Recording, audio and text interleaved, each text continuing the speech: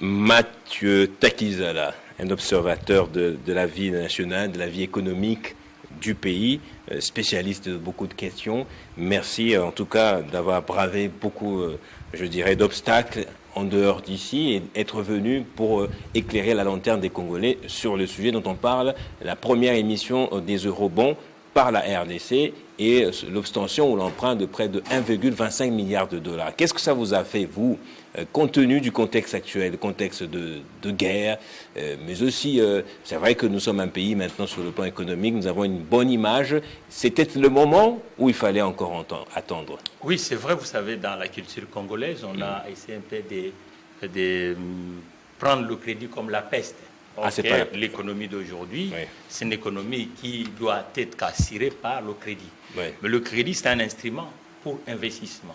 Oui. Malheureusement, pendant les longues années en République démocratique du Congo, on s'est emprunté pour consommer. C'est ça la grande difficulté. Oui, nous sommes à une économie qui est purement du côté de la consommation parce que la production est faible. Le taux de l'investissement ou le crédit destiné aux entreprises est faible en République démocratique du Congo. Vous allez voir même l'étalement de crédit. Il n'y a pas une grande différence entre l'emprunteur particulier et l'emprunteur professionnel. C'est là il faut permettre quand même que, du point de vue du marché intérieur, que nous puissions avoir l'accompagnement. Vous savez, la République démocratique du Congo, dans les années 70-80, c'était parmi les États qui avaient quand même une épargne locale, en professionnel et en particulier. Malheureusement, aujourd'hui, l'épargne locale recule. Vous allez voir que quasi les entreprises, parce que l'économie, c'est aussi la partie entreprise.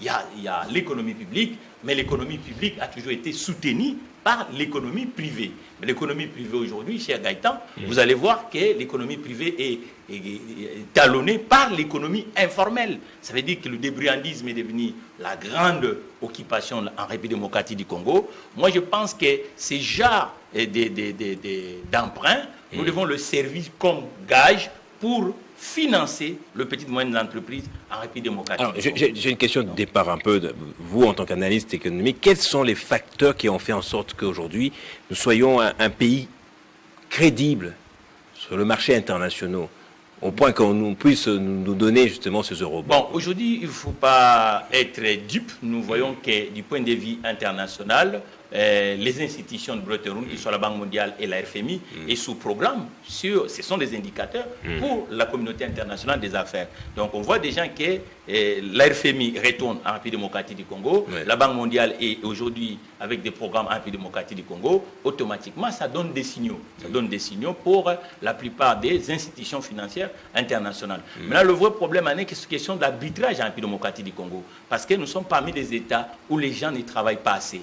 Nous sommes parmi des États parce que les entreprises congolaises ne sont pas rationnellement du point de vue international. C'est cela que lorsque l'institution première, qui est la première agent économique qu'on appelle l'État, lorsqu'il va récupérer ces genres de fonds, il faut maintenant bien affecter. Il faut affecter pour que nous puissions produire. Parce que si vous prenez un emprunt et que vous passez uniquement par la consommation au lieu de mettre l'investissement, nous avons quoi comme le problème aujourd'hui en République démocratique du Congo? Nous avons un problème d'infrastructure qui est énorme. Vous voyez, qui était limité.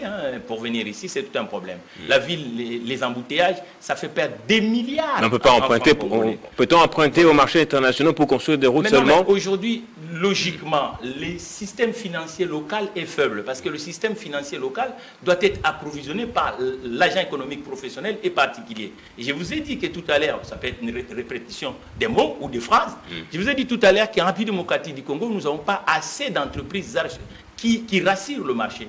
Nos entreprises, aujourd'hui, le carnet de commandes pose problème. Et je vous ai dit aussi que le particulier passe beaucoup dans ce qu'on appelle le cas débrouillardisme. Le taux des gens qui ont un compte en banque en République démocratique du Congo ne dépasse pas 15% chez Gaëtan. C'est pour ça, vous voyez, que l'État aujourd'hui, comme le première institution au consommateur qu'on appelle l'agent, et comme lui, il a des éléments à présenter, donc ils peuvent aller à l'international. Ça, la Chine emprunte dans le marché international. Les États européens prennent aussi dans le marché international, y compris même les États-Unis. Tout dépend de capacité de rembourser, oui, la soutenabilité même de la dette. Il faut maintenant savoir d'abord que rien que la démographie de la République démocratique du Congo pouvait être un atout. Mais pourquoi il n'est pas un atout aujourd'hui? Parce qu'un pays de 120 millions d'habitants, ça veut dire que c'est 120 millions des consommateurs. Ça, ça devait être un atout. Mais pourquoi il n'est pas un atout? Parce que la consommation est du côté de l'informel. Donc ça veut dire qu'on peut même pas canaliser ça. Et c'est pour cela, lorsqu'on prend ces genres de financement, il faut penser maintenant à injecter sur le canal entreprise, parce que c'est l'entreprise qui va être le vrai partenaire de la République démocratique du Congo. Il faut qu'aujourd'hui nous puissions quand même penser et à créer ce qu'on appelle le bon de commande pour les entreprises du point de vue local, parce que l'économie s'est frustrée. Il faut maintenant qu'on puisse créer les grands travaux. Hein. C'est ce qui a fait après la guerre, 1945. Les États-Unis, pour redresser l'économie américaine et européenne, on va créer le plan, un plan de relance pour relancer l'agent économique particulier et l'agent économique professionnel. Et malheureusement, aujourd'hui, la République démocratique du Congo, c'est ça le nerf de la guerre. Le nerf de la guerre aujourd'hui, nous avons aujourd'hui uniquement l'État est le premier employeur. Nous devons inverser, parce que même aux États-Unis, l'État n'est pas le premier employeur. Le premier employeur, c'est le secteur privé. Donc nous devons faire que le secteur privé qu'on a perdu depuis 1972 avec la organisation, il doit revenir dans tout le secteur. La République démocratique du Congo, dans ce que nous consommons, nous ne le produisons pas. Mais ce n'est pas l'État qui va le produire. S'il faut soutenir ceux qui peuvent produire. Ceux qui peuvent produire, ce sont les entreprises. Nous avons un problème d'infrastructure. Vous allez voir que l'infrastructure pose problème. Nous avons un problème d'énergie. L'énergie, depuis 1960 jusqu'à aujourd'hui, il n'y a qu'une seule source d'énergie. C'est l'hydraulique. Qu'on fait avec nos cours d'eau, donc Ingashaba, et ainsi de suite. Mais aujourd'hui, on peut faire l'énergie rien qu'avec le solaire. Aujourd'hui, le parc solaire, il n'y en a pas beaucoup. On peut faire l'énergie avec l'éolien. Donc, aujourd'hui, et puis même avec les déchets organiques, c'est-à-dire que le déchet ménager que nous produisons, tant qu'on se plaint, la République démocratique du Congo, c'est aussi une source d'énergie. Donc, ça veut dire qu'aujourd'hui, ces genres d'initiatives, j'ai toujours dit, que l'absence du secteur privé rationnel, attractif, le pays va avoir un peu de l'impression de faire de sur place. Avec ces genres de fonds, il faut que les gouvernements de la République démocratique du Congo pensent quand même à ce qu'on appelle cette politique monétaire pour permettre quand même que nous puissions avoir les financements destinés à l'entreprise et puis créer un carnet de commandes pour les entreprises en démocratie. Donc ce n'est pas un vrai risque justement que nous courons en nous exposant aux marchés internationaux si et seulement si on canalise les fonds vers des vrais projets comme votre prédécesseur parlait des projets à effet de levier. C'est cela. Et concrètement, vous voyez quels sont les projets qui peuvent nous permettre de pouvoir rembourser un jour. Il faut qu'on évite de faire des éléphants blancs. La République démocratique du Congo, pendant les années intérieures, a fait beaucoup d'éléphants blancs. Vous allez voir, par exemple, on va nous vendre la technologie pour faire l'hydrologie de Maluku. Une technologie, nous sommes un pays de métaux, mais cette technologie, il faut récupérer les déchets des métaux. Et ça, c'est déjà à l'inverse. Et cela a été un éléphant blanc. Aujourd'hui, conçu par exemple des routes, lorsqu'on peut mettre une route de Sakania ou jusqu'à mon frère qui était ici parlait, mais si dans les à côté de la route et qu'il n'y a pas d'entreprise et qu'il n'y a pas des entreprises qui peuvent permettre que les villageois ou les citadins puissent vaguer ou créer des ressources pour l'État, les taxes et les impôts, ça sera extrêmement difficile. Ce sera des éléphants blancs. Oui, ça sera des éléphants blancs. Ça veut dire que vous mettez... Vous savez, le Mozambique avait fait. Hein, le Mozambique, je crois, il y a une dizaine d'années en arrière, le Mozambique a emprunté de l'argent, il est allé créer ce qui n'a pas retourné quelque chose. Moi, je crois qu'aujourd'hui, nous mangeons la bouffe qui vient de l'extérieur. Le secteur agricole congolais n'est plus comme dans les années 80 ou 70. Il faut que nous pensions aujourd'hui d'avoir des acteurs dans ce secteur. On n'a plus de grands industriels ou les entrepreneurs dans ce secteur. Ça veut dire que le secteur-là, pourquoi on a par exemple des faits d'aubaine dans nos municipalités, les grandes villes comme Kinshasa et Lubumbashi? Parce que l'arrière, l'économie rurale ne fonctionne plus.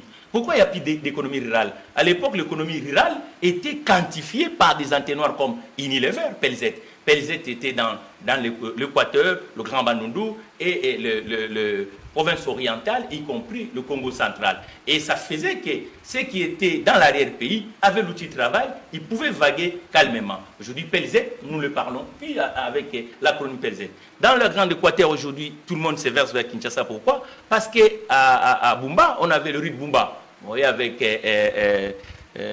la société catholique qui faisait rue de Boamanda, CDI Boamanda, qui permettait d'acheter, par exemple, la production agricole des paysanneries de la Grande Équateur Et cela faisait que quand même les gens, quand nous partons dans le Grand Kasaï, pourquoi les gens restaient à l'époque dans le Grand Kasaï? Parce qu'on avait la minerie de Bakwanga, et donc Miba, qui permettait que et le paysan et ceux qui travaillaient dans ces genres d'industrie, de hub économiques, et qu'ils puissent rester là-bas calmement. Vous partez même du côté de la Grande Orientale, Kilomoto, tout ça, ainsi de suite. Mais aujourd'hui, on a perdu tous ces genres d'outils productifs. Ça veut dire que nous restons uniquement citadins et la partie rurale ne fonctionne plus. Nos capacités de remboursement ne sont pas certaines. Alors, oui. Autre question pour vous, Mathieu Takizala. Certains analystes pensent que les taux sont élevés plutôt, comparativement pour un pays à risque comme le nôtre. Que leur dites-vous? L'acronyme risque, pourquoi on utilise l'expression risque? Risque parce que, je vous ai dit que pour emprunter, il faut avoir assez de marge de manœuvre. Vous savez, les dictants ont dit, on prête qu'aux riches. Le riche, c'est quoi? Nous avons un entonnoir en termes de la démographie qui tourne de 120 millions d'habitants. Normalement, la population congolaise est à 65%, moins de 50 ans. Alors, le moins de 50 ans et puis démocratique du Congo, le taux de ceux qui sont occupés salarialement acceptés n'est pas 20%. Vous comprenez? Ça veut dire que rien que ça montre que nous devons maintenant soutenir l'entreprise en République démocratique du Congo. Parce que lorsqu'on soutient l'entreprise, l'État va s'enrichir. Et quand l'État va s'enrichir, il va, cet acronyme que vous avez utilisé tout à l'heure, pays à risque. Pays à risque va disparaître parce que les consommateurs seront solvables. Et aujourd'hui, nous devons créer les consommateurs. Parce que la consommation congolaise aujourd'hui est casée du côté de l'informel. Et le premier consommateur, qui est l'État, lui-même doit consommer du point de vue pour relancer. Et il faut utiliser les théories keynésiennes avec ce que nous disons, le grand travaux démocratique du Congo. Je vous ai donné quelles sont les pistes. Les infrastructures posent problème.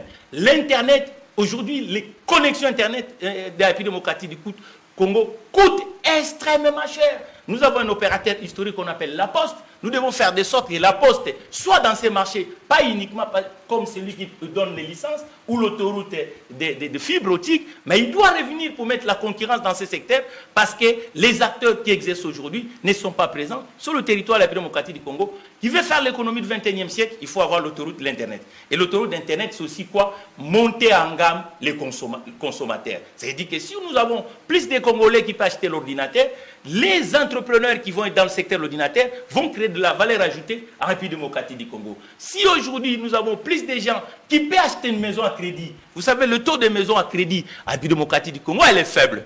Vous comprenez? Ça veut dire que les entreprises qui sont dans le secteur de la construction vont avoir du mal. Si aujourd'hui, les logements qui sont payés à Maboko Bank soient logés à la banque postale ou la banque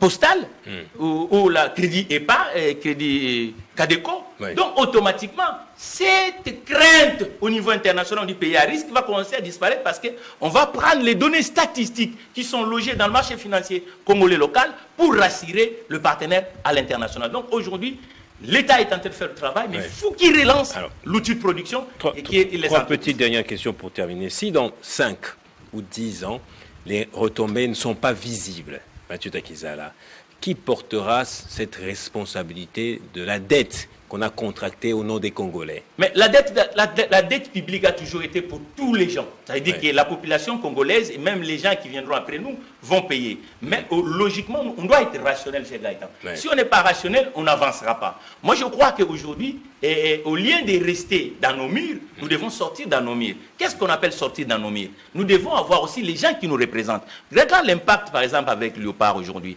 Hein, ça donne quand même la beauté de cette communauté qu'on appelle la République démocratique du Congo ou les Congolais.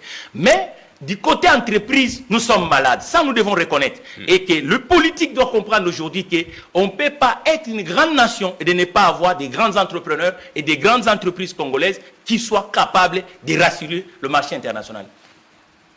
C'est un emprunt en devise étrangère, c'est le dollar. Oui.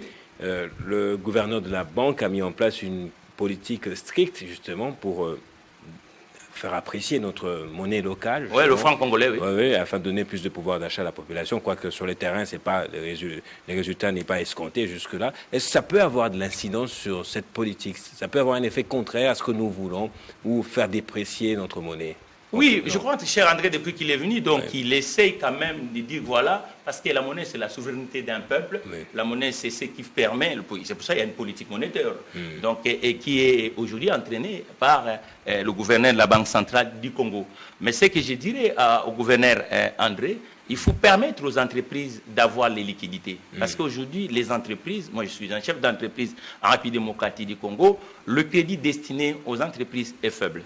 Et il faut vraiment qu'on relève, parce qu'aujourd'hui, si nous voulons avoir des entreprises congolaises capables d'aller même à l'international, nous devons emprunter nos entreprises. Parce qu'une entreprise sans cash flow, il fera quoi? Ça ne va pas créer quelque chose d'important. Mais pour que la monnaie congolaise devienne vraiment une monnaie comme dans les années antérieures, il faut que nous puissions produire localement. Mais pour produire localement, il faut quand même que nous puissions avoir l'outil et les ressources humaines, parce qu'aujourd'hui, nous avons des ressources humaines. Il y a encore beaucoup de choses à faire, parce que 3/4 des Congolais et Congolaises n'ont pas passé dans le case entreprise. Case d'entreprise, aujourd'hui, le pourcentage est faible. Il faut permettre aux chefs d'entreprise qui sont à la République démocratique du Congo de devenir ce que nous voyons au Nigeria, au Maroc, ainsi de suite. Il faut que le gouverneur de la Banque centrale, y compris le ministre des Finances, le ministre de l'Économie, de l'Industrie, même de l'Agriculture. On est ministre d'Agriculture si nous avons des grandes exploitations agricoles dans un pays, ou des acteurs qui opèrent aussi dans ce secteur, parce que c'est eux qui vont quand même définir la bonne politique agricole dans un pays. Et si les entrepreneurs qui sont dans le secteur, on n'a pas de financement, ni le carnet de commandes, automatiquement, le marché intérieur va être de plus en plus dans ce cas du figure. Mais ne restons pas dans ça, comme aujourd'hui, à l'international, la partie qui est le premier agent, l'État, rassure. C'est pour ça que nous disons le premier agent économique qui est l'État doit maintenant associer ses partenaires qui sont le secteur privé pour que nous puissions avancer. Les entreprises, avancer. justement. Voilà. Toujours le gouverneur de la Banque centrale du Congo, il a décidé de stopper net l'importation des devises étrangères, dollars particulièrement, par les institutions bancaires en dehors de la BCC. Cette décision peut avoir quel effet, d'après vous? Bon, vous savez, la masse monétaire dans un pays est canalisée ou gérée par l'institution première, la banque des banques. Donc la banque des banques doit contribuer, parce qu'aujourd'hui, on a beaucoup de spéculation dans le marché intérieur. Vous allez voir, par exemple, le taux officiel, et chacun veut fixer. Non, la règle doit être respectée, et pour que ça soit soutenu, nous n'avons pas d'autres mécanismes à faire. Il faut que la production, le volume de la production intérieure soit monté. Pourquoi les opérateurs privés interviennent avec la monnaie étrangère? Parce que tout ce que nous consommons, quasi la majorité, on doit acheter à l'international. Donc il faut maintenant que et le gouverneur de la Banque centrale et les institutions de l'État et le monde entrepreneurial de la République démocratique du Congo, que nous puissions parler avec même l'explication de l'économie, parce qu'aujourd'hui à l'intérieur, produire à Kinshasa, ça coûte cher. Il faut revoir beaucoup de choses. Il faut rassurer le marché intérieur, parce que c'est le marché intérieur qui sera quand même l'ambassadeur de l'économie congolaise vers les autres institutions à l'international. Alors donc, si je vous ai bien suivi, vous êtes, je dirais, optimiste quant à cet emprunt que nous venons de contracter. C'est une opportunité d'après vous? C'est une opportunité si on canalise ça correctement, si on comprend qu'il faut soutenir le secteur privé. Merci à vous d'être passé, Mathieu. C'est moi qui vous remercie.